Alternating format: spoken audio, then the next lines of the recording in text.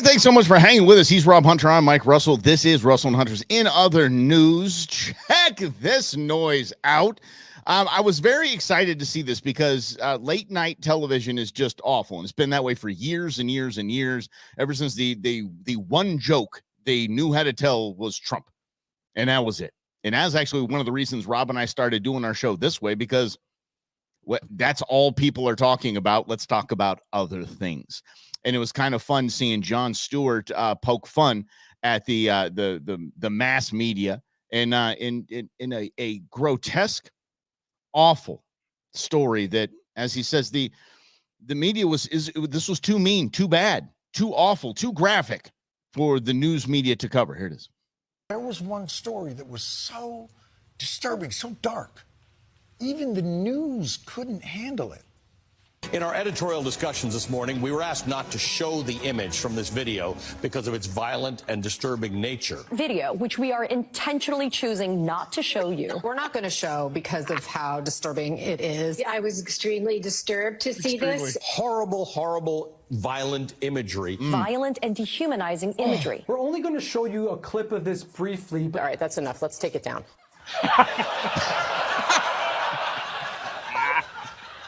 To see it at all. This has got to be devastating. Yeah. News channels show images from Ukraine, from Gaza, from natural disasters. They get through them dispassionately. I can't imagine how devastating this footage must be. Former President Donald Trump shared a video, this one, on his Truth Social account featuring an image of President Joe Biden hogtied on the back of a pickup truck.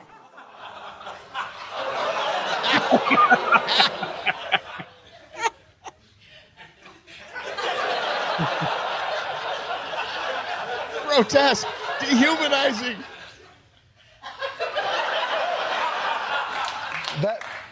That's what was so disturbing and dehumanizing. You wouldn't show it on television, and an airbrushed Biden decal on the back of a truck. Aren't you the same networks that show reruns of 9/11 every year? I mean, I don't think it's great that Trump is posting things like this, but it's not like people really think Joe Biden was tied up in the back of the truck. It's a doctored image, but it's plastered on the tailgate of the pickup truck. So if you're driving behind it, it would appear as if Joe Biden were actually restrained on the vehicle's flatbed.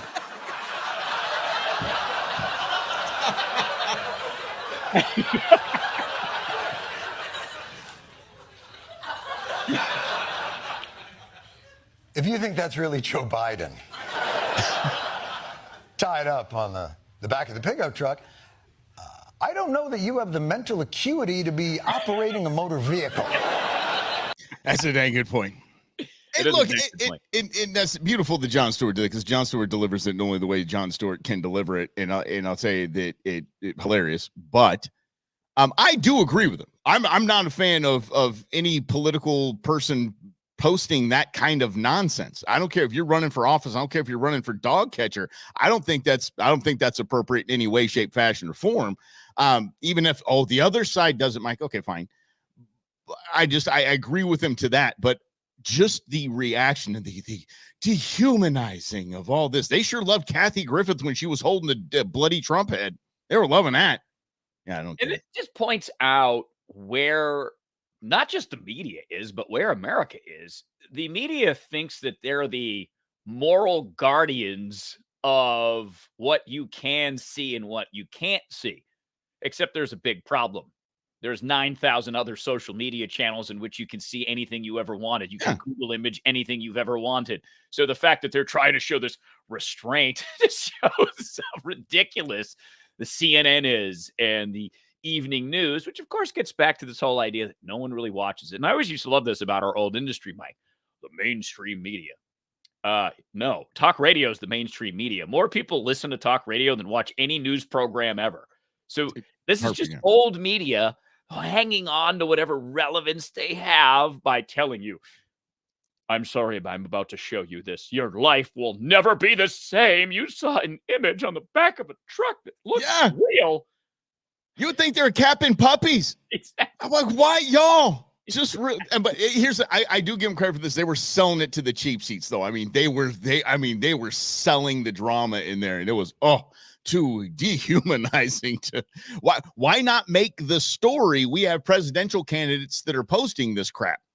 Make that the story, and that's why Rob and I do what we do here, because that's the story. That's the story. What we learned through, I would say it was starting with Obama. Remember what was dust up about the his BlackBerry, and that was going to be a security issue. But then we're like, okay, well, this is where technology is going. What do we do with presidents and cell phones? So this is a good thing to do. And then it came Trump with the can you or can you not block somebody on social media? That went all the way up to the Supreme Court. And so let's establish some rules. And I have no problem with establishing some rules of the game or just letting it all go to free fall. Why not just let it all hang out, threaten away? I don't care, but that should be the story. Not this airbrushed image on somebody's tailgate that has all these "Let's Go Brandon" flags flying in the back of the truck. Come on now. Whatever, relax, media. Does this surprise anybody that Trump would post something like this at this point? I mean, we're like 15 years into consecutively talking about Donald Trump. Okay, maybe not 15, but we're almost, this is year 9 this month. Remember, it's June of 2015. He came down the escalator and then it was on. All the media talked about was one guy for the last 9 years. And anything at this point about Trump shouldn't surprise us. Better artwork than Hunter. Better artwork than Hunter's. Terrible paintings. Finger drawings. Yeah. And Ronnie, yes, Selling the Drama was a great album. I was thinking about that too. What I'm saying, that Selling the Drama was solid. Really good album, actually. Who's the artist behind that? And that live, right? Oh. Yeah. You know the songs. There was like 3 big hits off that. Crashes. Yeah. That one. Mm-hmm. Yeah, fantastic. Yeah, let's see. It's talk about in selling anything. How about this? Rob and I both covered this. I even covered it on the Go Show a little while back. Yeah, live, right. So yeah, fantastic. It had to have been, the album sales had to have been huge back when we gauged things by album sales. I might be dating myself. Rob and I reported this. I reported this on the Go Show. It was the Starlink story. Starlink, right? In the Amazon. 2,000 member tribe.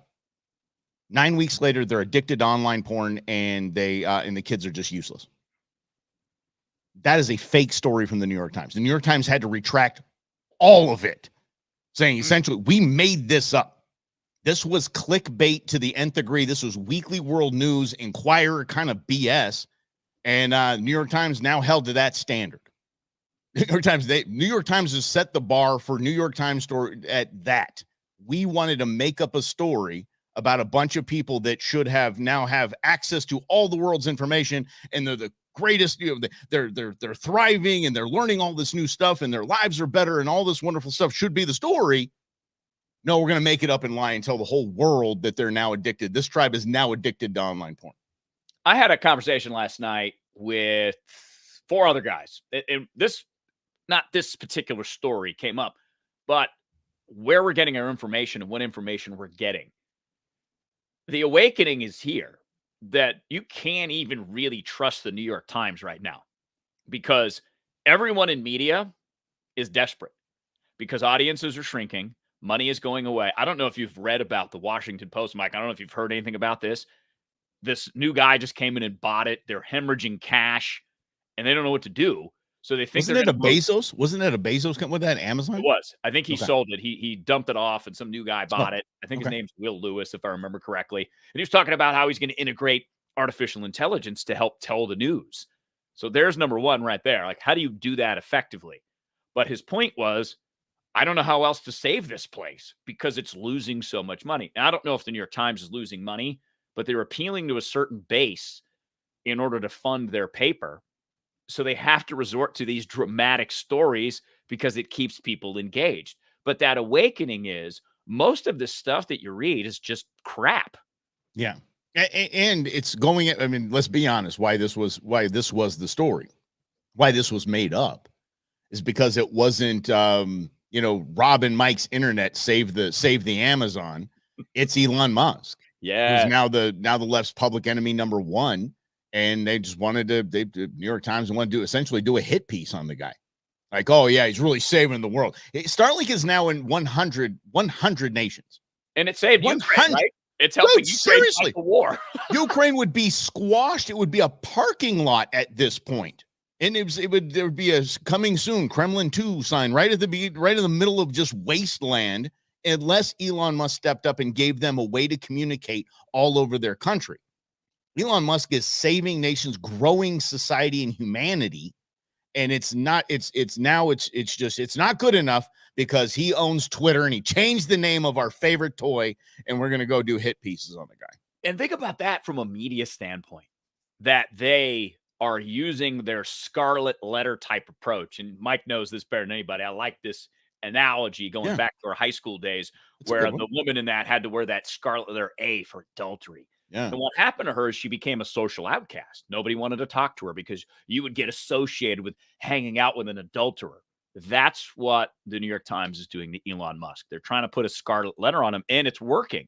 Because Mike and I were talking before the show. I saw a study recently, a couple months ago, that said Democrats in particular have stopped buying Teslas because it's tied to Elon Musk, but it's because of the New York Times, who tries to create all this controversy because Elon Musk bought their favorite platform to share their New York Times stories, which was X, formerly Twitter. I know.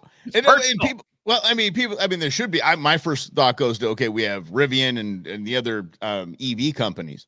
But then you have California trying to charge 30 cents a mile if you buy an electric vehicle as a tax. And then I saw just today a video of a entire Tesla bank being run by a diesel generator.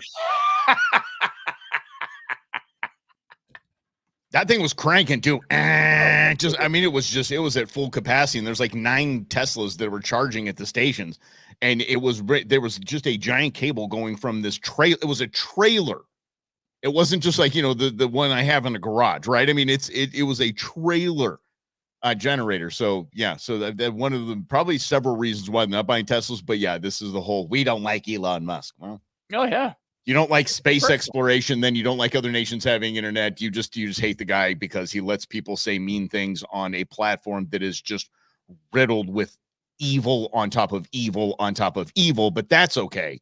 If just a mean politician says something, then we need to ban everybody. Of which you could just not go on Twitter if it really bothered you that What? much. You could just delete the app, delete your account. I mean, there's many ways to avoid Twitter. No. Twitter's life. Twitter's life. How dare you, Rob? Like Dave Chappelle said, I heard it on Twitter, but I don't care because Twitter's not a real place. Mm-hmm. Exactly. That's right. Yep. Bunch of damn trolls. That's all it is. But some funny videos. So I just, it's still entertaining to me because I only follow things that are funny in cooking. And that's the way you got to look at it. I want to cook a nice meal, and I want to laugh because the world is insane, and the moralistic media people who cast their judgment down upon thee, they're just silly. It's just silly at this point. I gotta tell you something. Rob knows that I cook, and I tried one of those because I'm watching the cooking videos all the time. I'm like, I gotta try this. And it was a chili relleno casserole. I wouldn't feed it to Sabbath the dog. It was a fail and a half. Really? Total fail. And I was all asses and elbows in the kitchen. I don't know what the peeling these things. I was like, I don't even know what I'm doing. But I watched so many of these videos. I'm like, I think I'm a Michelin rated chef. I think I've got it. I can do that. Okay. Chop, not lose a digit. The first time I used a mandolin to chop something, chopped off the tip of my finger. I'm like, yeah. So I might have to back off the videos a little bit. Or find ones that don't involve peeling or find the ones that involve takeout. Yeah. It's too expensive. I know. That now. Crazy. You're talking about. I mean, Domino's pizza ain't cheap anymore. Like we talked about the other day, Taco Bell ain't cheap anymore. Wendy's is not cheap anymore. Yeah. Do you know why Wendy's has square hamburgers? Here's a nice trivia question for you. Because Dave Thomas wanted customers to know he doesn't cut corners. No lies. Yeah. Well, they don't cut corners on prices anymore. No. It's like $7 for a burger at Wendy's. Wendy's. Seriously. But why? I don't understand why the whole just eating out right now is just absolutely. I was going to go visit intern Nuge at his new job, and I was like, it's a damn steakhouse. The hell's this going to cost me? Just to go see him, seat people. I mean, can I just sit at the bar and have a drink and just kind of watch my man go and then pay $13 for a beer? I mean, it's worth it. Yeah, sure it is. Could yell at the kid across the restaurant, "Hey, that's the wrong table." Oh man, I don't know. It'd take everything for me not to heckle him. It would take everything for me not to heckle him, and then to take my girlfriend and her family there. Good Lord, they might make the kid quit. That'd be a dangerous idea. Or turn nude. You don't know what you're in for, buddy. Poor guy's just like, I just love my new job. Until that day when everyone walked in. Well, he got his hair cut into like a mullet again, and so I'm thinking he almost deserves the heckling. It's Mullets are back in, man. Kind of on him, man. I saw this guy. He's a comedian. He does a podcast too. Theo Vaughn something. He's got the mullet. Okay. Some of the country artists got the mullets. I'm like, dang, the 80s are back. And the 90s fashion's back.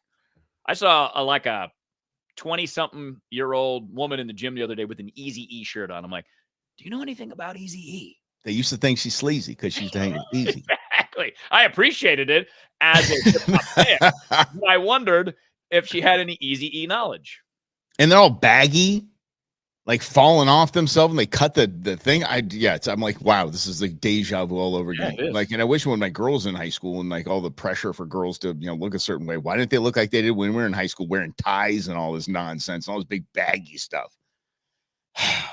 But see, mullets are in. Grizz's daughter. I'm not kidding. I literally said, I asked her if she wanted me to throw the jeans away. She said, Dad, can you wash these? I'm like, do you want me to throw these away? She goes, why? I'm like, they're being held together by, I don't know what kind of physics are holding these things together. One string. There's so many damn holes in them. I'm like, of course I'm a dad. So I'm like, oh, you wear these to church? Holy pants. But it's just fashions all over the place. But yeah, the moulets are in, man. Mm-hmm. This is in the front, party in the back. Or they look like the boys look like emus. And they got just that curly, or alpacas. Yeah, that's what it is. The alpaca, where they got the big, like, just curly mop at the top. Yeah, an alpaca. Goes around, comes around, as they say. Looks like Rhonda's saying. Everything new is old again. We got like a 30-year cycle of whatever, right? History just repeats itself in fashion, when what's trendy, and politics, and world history. Yeah, my kids guilted me out of cargo shorts. Oh, you can't. And so right when I cycled, guess what's back, Robbie? Are they back? Yep. Can't keep. That's acceptable now. I just got rid of mine last year. That's what I'm saying. I gotta buy new ones. Back to Costco I go. Middle-aged white guys. Where do you shop for clothes? That's right. Yes. Can you point me to the white New Balance, please? Yeah. Yes. It's all right there in one section, in one store. Why would I want to go to multiple stores? It's ridiculous. You had something that you were going to play. We're going to play a little the little Rob Hunter game. I'm excited about this because I have no idea what's going on. And he just said, I just want to show you the picture and I have to guess something, and y'all can guess with me here because get ready. Rob's showing you something and we have to guess something. Yeah, I think that you have to put these on the screen. So see Milwaukee Woman 3. Pop that on the screen for me, because here's what I'd love you to do. Dell, Lynn, Rhonda, Grizz, Jim, who says heckling your kids is a rite of passions, Mike, so you're good to go. And Scotty, I see you in here saying hi in the chat. I want you guys to guess. Mike, you too. I hope I'm getting the right one because they're not titled on my side. So, so either one is fine. So is the one green top? Say green top? Yeah, green top, not the tongue out. We'll do the tongue out. Green.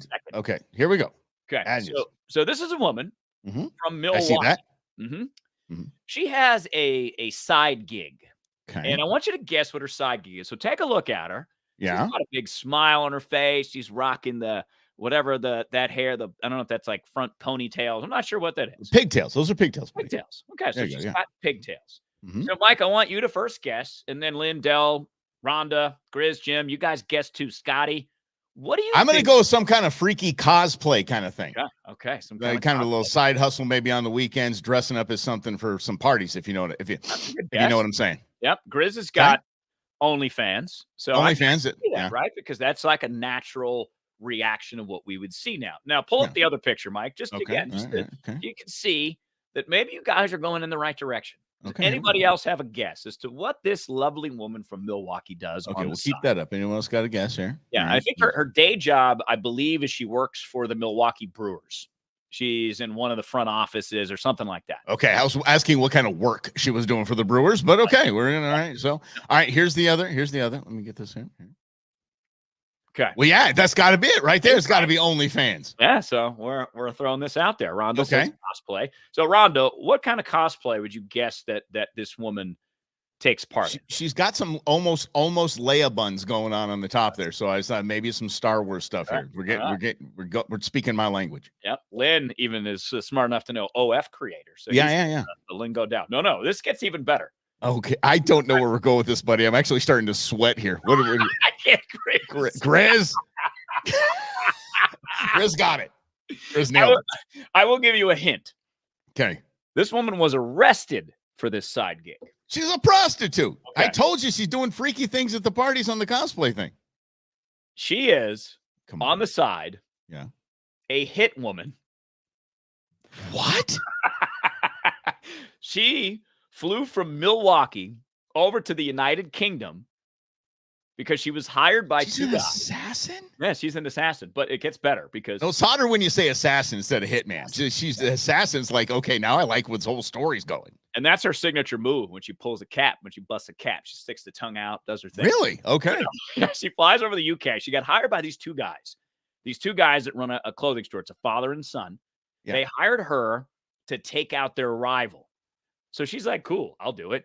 Flies from Milwaukee to the UK, takes a couple days off from the Milwaukee Brewers, and goes. Takes a few days, maybe during the All-Star break, something like that. Yeah. Nobody would suspect her. Walking up to you with a gun, but the gun jammed when she was trying to kill the rival store owner. What? Yeah, she did. So that's why we know that this lovely woman from Milwaukee is a attempted assassin. Oh my gosh. But it's got to be, oh man. Okay, but how do you, this is what Rob and I asked the question when we were hanging out with Pinal County sheriffs.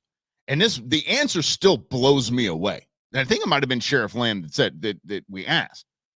Because Rob and I are just two, middle class, middle-aged white dudes that just, never got caught up in any of that other kind of stuff. Mm-hmm. We said, if we were, and legitimately today, I wouldn't even know where to start. I wouldn't know where to start. Like if I wanted to get crack, if I wanted to get fentanyl, how would I do that? How long would it take? And I think he said, what did he say, Rob? 20 minutes? 20, 25 minutes? I'm like what, 12 hours? You go out, you can find your way. He's like, no, you can find it in like 20 minutes. Do I need a dark web password? How do I do this? Exactly. I don't know how to do any of this. How the hell do you find a freaking assassin that looks like, Molly next door? And Molly's probably the wrong word to use when we're talking about drugs. Looks like Susie next door. and can fly across the pond and go cap your rival. It's amazing, isn't it? And what a crappy assassin you are. The whole vibe just went away when you're like, you're gun jammed. How rookie is that? Well, and that might be to the point that's right there in the chat, right? Is yeah. It's because it's not really a gun zone. So it's like, oh, okay. The gun jammed because it wasn't a real gun. So her name is Amy Betro, 44 years old. Mm-hmm. How many? How old is she? 44. 44. Yeah. So she's our age. Exactly. Rob, I mean, are we thinking of a side biz? I don't really know because my guns don't jam, but it's okay. I have a shotgun that does. It's a pain in my butt. I'm not sure I would be the best person for this gig, but who knows?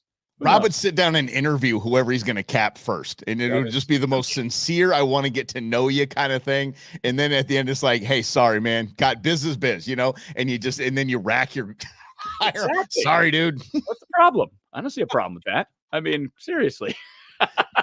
Well, that was for a hot minute there. And I don't know how it's going now, but in state-run TV in China, the number one show was a show where they would interview people on death row minutes before their execution. Dang. And I don't know if they were privy that it was the minute before their execution. It's pretty wild. Like, why did I come in that door? Why am I leaving through this door? Yeah, right? Yeah. Absolutely. It's kind of like that Joe Pesci vibe in Goodfellas. Is it not Goodfellas? It's or Casino. Which one was it? Goodfellas, where he just sees all the plastic on the floor and he's like, oh man, gotta be that kind of vibe.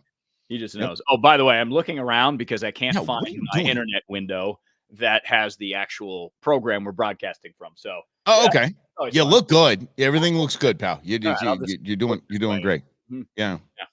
Yeah. So relieved. Yes. No, Okay. Anyway. whatever.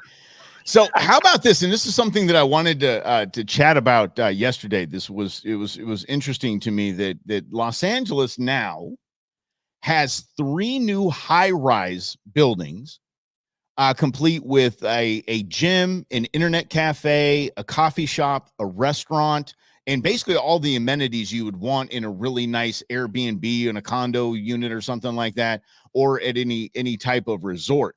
But LA's new 3 high rises are for homeless and for homeless only. Mm, And interesting. right away, being from Southern California, I could think of about 5 communities right off the bat that would say, "Hey, yo, let them live in my house. I will trade you. I want to come up like George and Wheezy, and I want to moving on up. Yeah, put me into penthouse at the top. Like they can live in my house. I'll trade straight up for that kind of stuff." But it's California that built 1,600 feet of rail for $10 billion and took 10 years. I mean, that's an accomplishment right there. It's hard to do that. But see, here's the thing, right? I think it's actually a good idea, dude. I think this might be a good thing. I would agree with you, except it's California. And True. Okay. California has a track record of spending a bunch of money and actually getting worse results. There have been, I don't know how much money California has spent under Newsom, the current governor, on homelessness, like $18 billion or something. There's more people that are homeless. Oh, it's in the hundreds of millions. Mm-hmm. Yeah. It's crazy. Or 11 billion. I mean, it was something absurd, or that was the rail thing that they were doing. But here's what here's the thing behind it. Instead of just, oh, you shouldn't give homeless people all these things like this. That might be exactly what those homeless people need. A shower and a bed. A little shot at an internet cafe, and maybe people can start to turn things around. Look, I am all for, and I always have been, I am all for any kind of support programs that we have for people, the people, us, the citizens that need it, that need a little something, maybe through some unemployment or maybe some hard times or a medical issue or a mental health issue or something like that. Look, we got your grocery bill for you. We're going to pay your rent, utilities. We're going to make it all happen for you. We got Section 8. We got WIC. We got all that stuff, your kids, everything. We got you. And that helps people not get into this position, the people that have gotten into this position of homelessness. Maybe that's the bridge they need. And they just need to wake up in a bed in their own place for a week or two and go, okay, I think I'm all right. I think I can get things squared away. Now, of course, California is going to screw this up, but I just think that this might be some sort of a thought. And I hope it's temporary housing. I hope they're not just, okay, just go, don't be homeless, just be here. I hope it's something that they can turn around and really do. But yeah, they've thrown billions at their homeless problem and nothing's happened. And I think I think that Jim is on to something, right? In that a lot of people that live on the streets, it's their own decision making. But I think because I've asked a lot of people about this, like what are the categories of homelessness? For some, it is down on their luck, right? The economy has changed, inflation, rent increases, can't keep up with it. In the pandemic, I live near the I-17 in Phoenix.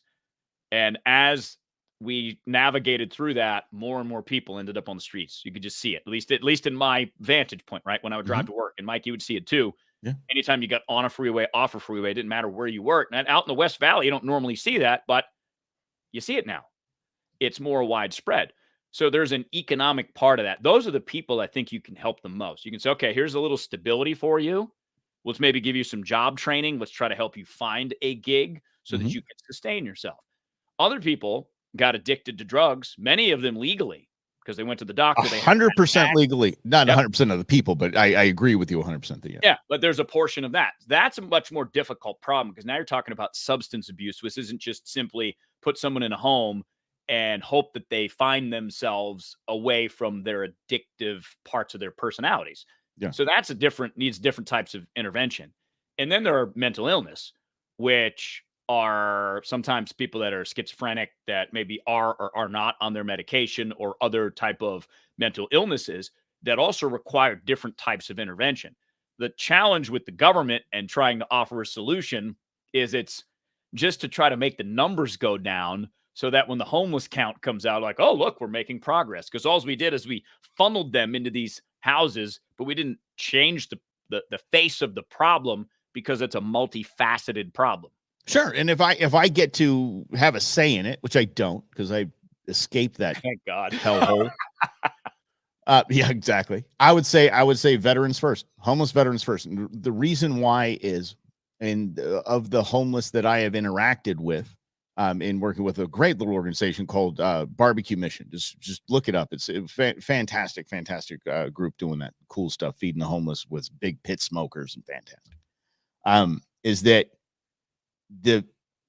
I would say VA first, not because I'm running for an elected office.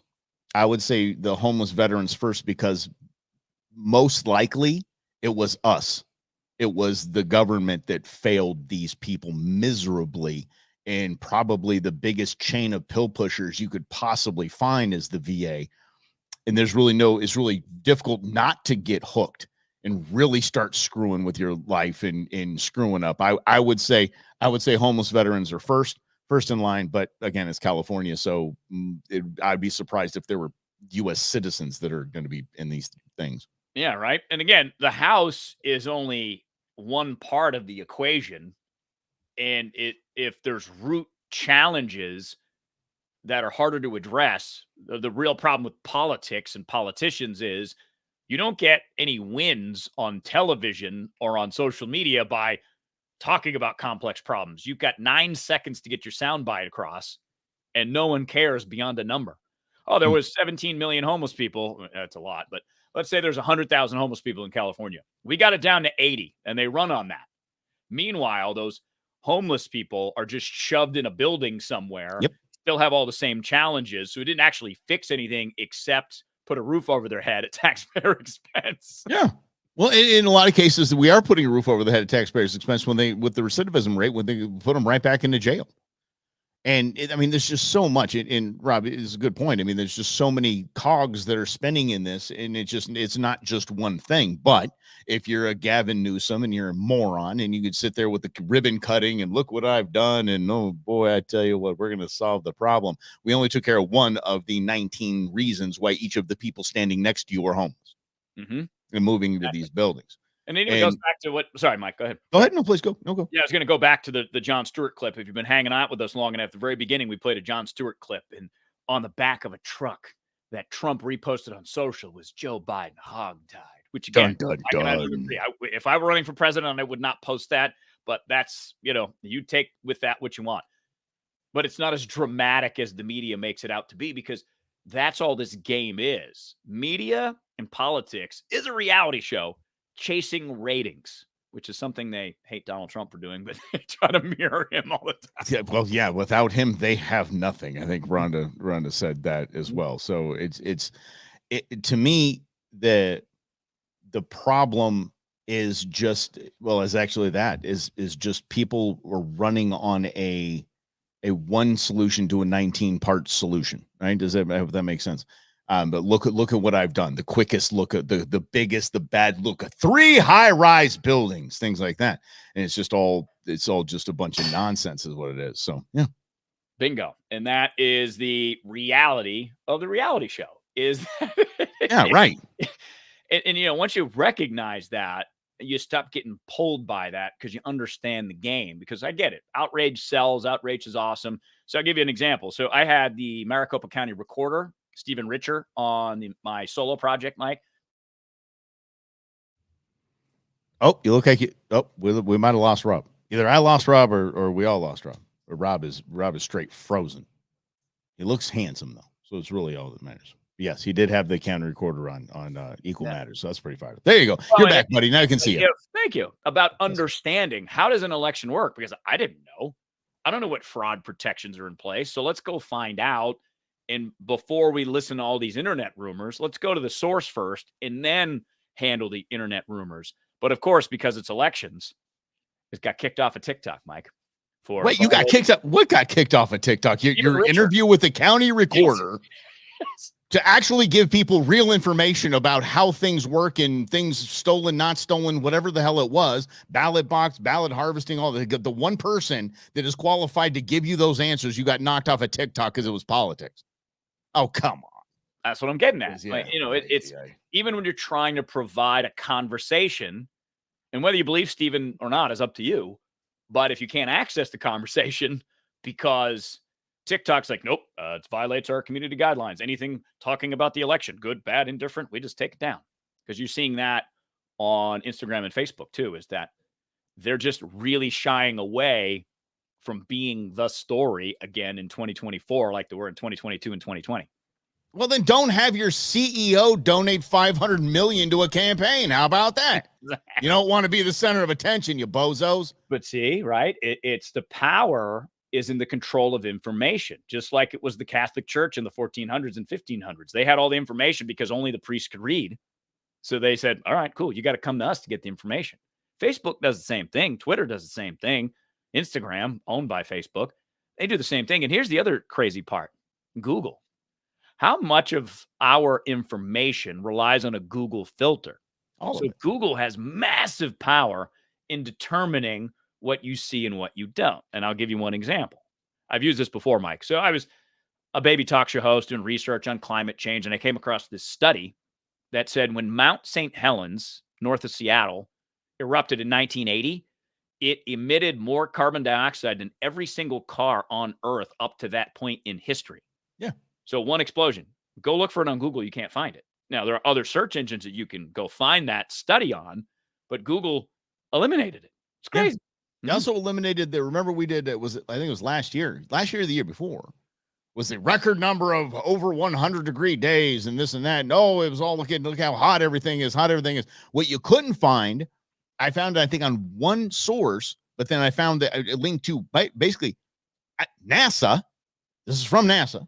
So it's our government. It was their report on a oceanic volcano that put up so much essentially steam, which is one of the biggest greenhouse gases, and it covered up a certain amount. They warned it. They said in the next 14 months we are going to have record temperatures because of that. And then good luck finding it. You have to go to the NASA site and search in the NASA in the actual NASA website. No, Google's not going to show you that at all. And I'm not saying that global warming doesn't exist. I'm not saying that. I'm just saying that there are several factors, just like we're talking about homelessness. There are several factors that go into the Earth's fluctuation of temperatures above just cow farts. Yes. There's a lot going on. So why not get all the information? You can't, because it doesn't support a certain narrative. And that's it. And the narrative might just be money, because I always try to think about who's the beneficiary of all of this at the end of the controversy. And it's someone making money on it, because as our good friend Congressman David Schweikert likes to say, it's all about the money. We're screwed. You like saying that? Let's stay in California if we could. There are a group of billionaires that are trying to build a new city. So it'll most likely be far, far, far, far, far, far, far away from the 3 high-rise buildings in Los Angeles with homeless people, because the billionaires want to build a new city in California. It's called, they already have one. It's called Palo Alto, but what are they doing here, Rob? So this, you've seen Demolition Man, the movie with Sylvester Stallone and Wesley Snipes? Yes. Okay, well, there's a city in there. I think it's called San Andreas, where they got rid of all the crime and life is perfect. Mm-hmm. This is what it made me think of. But this is going to be on the ballot, so people can vote on the creation of this new city. It's supposed to be walkable. It's supposed to be like eco-friendly. It's supposed to be genius, like a perfect place. But of course, in Demolition Man, if you remember, it wasn't perfect. It's exactly what we were just talking about. They just brushed everything aside, and there were people living in the sewers, led by Dennis Leary, of all people, in the movie. So that's why I brought this story up, Mike, because I was like, they're trying to create Demolition Man. These billionaires are like, we're going to create this perfect city where there's no problems. Who gets to live there? That's a good question. I don't know. Maybe you can just move in. Psycho. Maybe you have to have an income bottom line. Like, you got to make $6 million a year. You can't get in here. Does having, I don't know, is it from the stacks of cash these billionaires have laying? There's some sort of amoeba that calls in their brain once they get to a certain amount of money. That, like, none of this makes sense. Like, I am so rich and so successful. I want to build a city just for me. And not include all that riffraff, those millionaires, just billionaires only. This is a bunch. I can't even understand where this starts. And the fun thing is, and I hope it passes, because it would be so funny, because California is in such bad shape right now economically. It's going to be people that are nowhere near even 100,000aires that are voting for these billionaires to have this city. Now, does it pull in revenue? Does it pull in billionaires to live there? So they're paying California taxes. But understand, billionaires don't pay taxes. So, I mean, pay taxes the way everyone else does. So trust me, they're not going to pay more. They just want to live in their, can I just say it? What kind of Nazi Aryan nonsense is this? It's just, we want to be with our kind. Like, I don't get it. I just don't. And they won't think of the repercussions. They won't think of this. I'm going to build it this way, and it's going to be this way, and then you turn out that they're polluting more, and it's supposed to be polluting less. It costs more. It's supposed to cost whatever. They don't think. Well, I find this part to be obvious. There are certain people in this world that think they are so smart that they can manage humans better than humans can manage humans. I mean, China's a perfect example, right? Authoritarian regimes are really about control and not allowing people to have beliefs outside of what's approved. And if you voice those beliefs, you'll get thrown in jail. China, Russia, a bunch of other countries do that. That's what this seemed like to me, is a mini version of billionaires who, because they have a monetary amount, think they're smarter than everybody. And, well, I can do it better than the government can, or I can do it better than Newsom can, or I can do it better than Biden can, or whatever. So I'm going to create my own city that's going to be better, and I'm going to manage humans better than everybody else because I'm smarter than everybody else. Meanwhile, all those supposedly smart people, that bubble's been burst for me. It's just completely. There's no one that has that much more intelligence than you do in their brain. And they just have Dubai envy. And they just want that. They want streets paved with gold. They want opulence. They want this crazy just hood. And it's just I can't even I'm just still thinking about, how do you keep people out that you don't want in there? How do you do you wall the entire thing, and it's just your little area, and then it's definitely Demolition Man kind of vibe. Yeah, and then Scotty brings up Taco Bell. I think that was part of the movie, wasn't it? Taco Bell? It was the only restaurant left. They won the restaurant wars of whatever year it was, 2035 or something. There might be restaurant wars, man. There might be restaurant wars. Mm-hmm. Well, Taco Bell's owned by Pepsi, right? And Pizza Hut owned by whoever owns I think it's Pepsi Company. I'm sure. Yeah. Yeah, I mean, everybody's on. Trust me, I think there's only 6 companies that own everything. Yep. You think you know what company owns a company? There's a company that owns that company, that owns that company, that owns that company. It's okay. Exactly. It all goes in. And dude, were you telling me yesterday, Rob? Were you telling me yesterday about this? I don't even know what you call it. It has like the CIA, and then it has like all of these different, like the Illuminati or the Freemasons and all this. I saw that today, so I downloaded it on my laptop, and I like zoomed in, and I just started, my eyes went crossed immediately. What is that? What am I supposed to be looking at? The center point of it. So this is a big chart. Maybe we can show it to you guys tomorrow. It's a big chart that starts in the middle with Dwight David Eisenhower, former president of the United States, in his farewell address when Kennedy was elected and Eisenhower's leaving office. He warned about the military-industrial complex. Mm-hmm. So this is a map of the military-industrial complex, essentially, and all the different entities, because right above that centerpiece where Eisenhower's military-industrial complex is the CIA and is the Pentagon. And it has all these arrows and charts, and it has 9/11 and the wars and how intertwined all of this really is, because that is what's happening behind the scenes, right? While we're talking about sweeping homeless up into high rises, we're like, oh, cool, that's a cool story. Meanwhile, we just started another war in some small African nation that you've never heard of, but we don't want to tell you about that because we're telling you about how we're solving the homeless problem. Because I actually watched Matt Gaetz, the Republican congressman who I have many issues with, but this one's not being. He was talking to one of the generals from the Pentagon about American troops in Niger. Oh, yeah. And how the government is pretending that the troops are not there. And then the country of Niger is ticked off at us because of something we did. So they won't allow flyovers. So you can't drop off supplies to the soldiers that are in Niger. Yeah. Did you know that was happening? I didn't know that was happening. Meds can't get there. Yeah.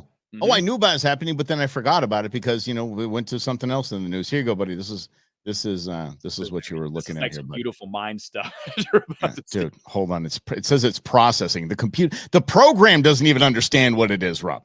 They don't want Doesn't even add what it is. All right, here we go. Robert, Robert, dude. Mhm. Why you gotta send us down this rabbit hole, bud? just to understand This thing is what's happening in the amazing. world. And how much money do you think is involved in this chart right here? How many billions and billions and trillions of dollars? Dang, man. Yep. Yeah, get your glasses out. And the good news on your phone, you can really zoom in on all of it. I'm curious. Yeah, the good news is I look at this, my eyes go cross, and I'm done. I'm like, what's on Meat Eater? Let me see what episode we're gonna do. I'm gonna go watch reruns. But you know what? It's actually teaching you an essential life skill: what you can eat, how you can eat it, and how you can store it and cook it. I mean, it's a fundamental human skill. Well, I know, but then I see this thing, and it makes me want to run to that. Yeah. So yeah. Yep. That's Moving to the woods sounds like a good idea with a bunch of deer and quail to live off of. Do you look up? You look at that. You want to run to the hills. You just want to. I'm good. I don't need any of this noise. Exactly. Operation this and that, and Operation Silent Hand from the Catholic Church, and I'm like, I don't want to know any of this. I don't want to know any of this. Well, and that's part of that information flow that they want you to do. And you go back to one of the things that drives me the most crazy is the number of documents that are classified in government. It's over 50% of the documents. We're talking a billion plus documents they don't want you to see, in part to hide what they're doing, but in part to also hide their incompetence and their poor decision making. Because if you're spending someone else's money, you don't care about it. Like if Bill Gates said, you know what, Rob Hunter, I'm going to give you $100 million. I'm like, cool. I'm going to buy all kinds of crazy stuff that I didn't know I wanted, didn't know I needed because I'm spending Bill Gates' money. Same idea. I just want Bill's land with the and keep his money. I want all the farmland he's buying up. This is prime hunting land out there. That would be one of the great ironies, is that you took Bill Gates' land and went hunting on it as he's trying to create fake lab meat. Hey, let me show you how it's done, Bill. Yeah, this stuff tastes a lot better. Let me tell you, venison tastes a ton better. A day without AOC would be a day without sunshine. Alexandria Ocasio-Cortez, straight from the bar to Congress, is taking on the Supreme Court. And because that is definitely something we need to look into, is the Supreme Court. We need to worry about it. Things are going so well here in the country. We need to worry about this. I'll break down what she says here in just a moment. Here we go. I mean, of course, Justice Alito's position is Settle down, Rob. laughable in this idea that he can be and that the court should be accountable to nobody, and that the only person that they should be accountable to are themselves. This kind of Scouts promise sort of set up for how we should be having ethics standards for the highest and most consequential court in the land. It is completely unacceptable. And not only is it unacceptable, but to have any one of our co-equal branches be completely unaccountable to the others is paving the path to authoritarianism, tyranny, the abuse of power in the United States. And yeah, that's our job here in Congress, you dang Supreme Court. Congress, we're supposed to be able to do that, not you guys. You can't do that kind of stuff. Yeah, no, not you, just us. No, she does not even understand basic civics. And she's up there with her hot girl privilege and standing next to one of the, if not the most corrupt congressmen that we have up there. The guy gets busted for, the guy doctored evidence in an impeachment trial, for the love of God. He deleted 3 terabytes of evidence that didn't support their cause for Jan 6. The guy's as corrupt as they come, and he's up there smiling with AOC, and she's talking about how, oh, Justice Alito said something I didn't like, so we need to hold them accountable. It's all a bunch of nonsense. Well, it's drawing this moral line in the sand that the Democrats are the moral party, and you should trust them with all things power because, well, there's been some ethical questions about the Supreme Court. And look, I'll be the first to acknowledge, I don't know what Clarence Thomas is doing, one of the Republican justices appointed by Bush back in the 90s, George H.W. Bush. He's taking trips with billionaires. I'm like, dude, it's a bad look. What are you doing? And this whole thing with Alito's wife, and her criticism of left wing. And then Alito was recorded secretly by some left wing journalist who's trying to be that James O'Keefe guy from, what was the name of his organization they got fired from? Veritas, Project Veritas. So you have all these underground things. So the court, at least those two justices, are not helping the cause, because you're like, what are you doing? You're a Supreme Court justice. You're supposed to be above all this nonsense. So that's where this door is opening. And that's where the media, even going back to Jon Stewart at the very beginning of today, the media and the politicians on the Democrat side are trying to create that moral framework that everything not them is immoral. Kind of like a church does, which is weird because they don't like churches, but they're having a belief system just like a church. And they want total control and will use any ammo they can to try to expand the court, kick people off the court, control the court, so that all Democrat policies get put in place. Yeah, I'm a little more cynical than that. I don't think this has to do with any altruistic equality kind of stuff. And hey, we need to be equal but separate, and none of that. It's literally, they can't do what we do. It's almost a giant example of it takes one to know one. Like, they see corruption because they're the most corrupt body. I have no idea how we have a 90% incumbent reelection rate side of gerrymandering. Like, it absolutely makes no sense to me that a body with a 13%, and I'm being generous, 13% approval rating Congress keeps getting reelected, and they're this corrupt, this blatantly flagrant. I'm not talking about just Democrats, but Republicans and Democrats. Don't get me started on Crenshaw. Don't even get me started on that money grubber. That guy was supposed to be the savior. He was it, and immediately corrupt. And I'm thinking, this is just absolute nonsense. And they look at, fine, look, you know who really rich people hang out with? Really rich people. So Clarence Thomas, by the way, a badass attorney judge, his whole legal career is fascinating, and just, whoa, this guy was a stud. He's hanging out with billionaires. If you can draw the line to he ruled in a case that helped the billionaire, okay, then we'll talk about that. But rich people hang out with rich people. I don't know about Alito's wife. Justice Thomas has the same equal problems with his wife in the whole, Jan 6th and all that stuff. I mean, okay, can we just leave the spouses of the justices alone and just move on? I really don't understand this corrupt court that they're claiming. And it's a Trump appointed court, so it's whatever, and all of their election denying. Even though neither of those guys were appointed by Trump. And by the way, their record, if you look at the voting record of the Supreme Court, it is not what anyone expected. It is not as right as everyone expected, right side as everyone expected. I mean, everybody. Coney Barrett's thrown curveballs. Kavanaugh's thrown curveballs. Lord knows Chief Justice Roberts has thrown curveballs. They're actually doing a damn good job. They're doing a very good job. And that just drives people, I think, the left nuts, because they have to find a little bit of corruption because, again, they're the most corrupt body up there.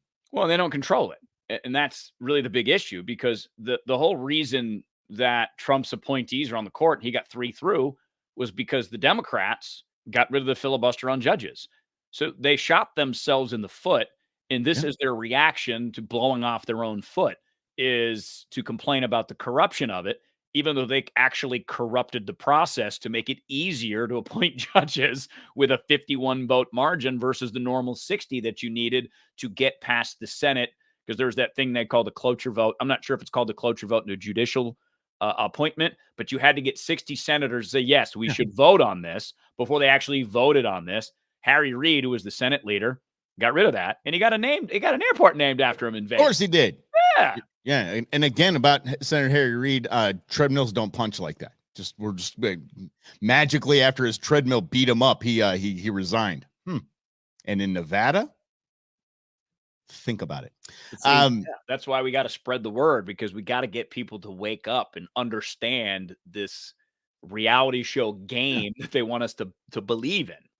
Sonia, Justice Sotomayor, she was what kind of cashing in was she doing with her book deals and all that stuff like that? Yeah, I mean, if you're understand, and that is the most powerful 9 people, the most powerful 9 people in our nation.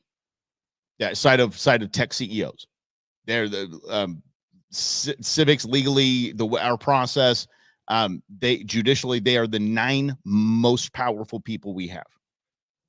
Power corrupts, period.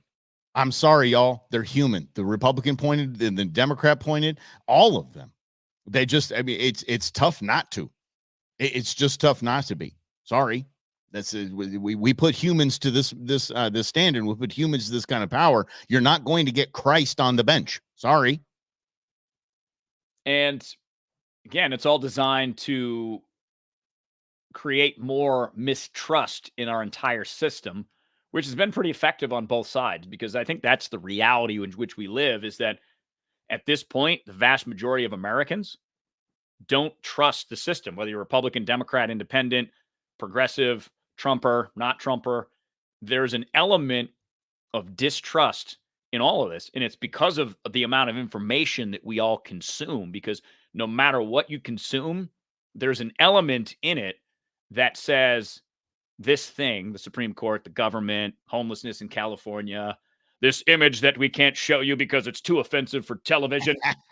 All of it is just ridiculous fodder that is surface level and not real. So we're spending a whole lot of time and a whole lot of energy, Mike, on not solving problems, on just discussing things, knowing 0.1% of the actual truth.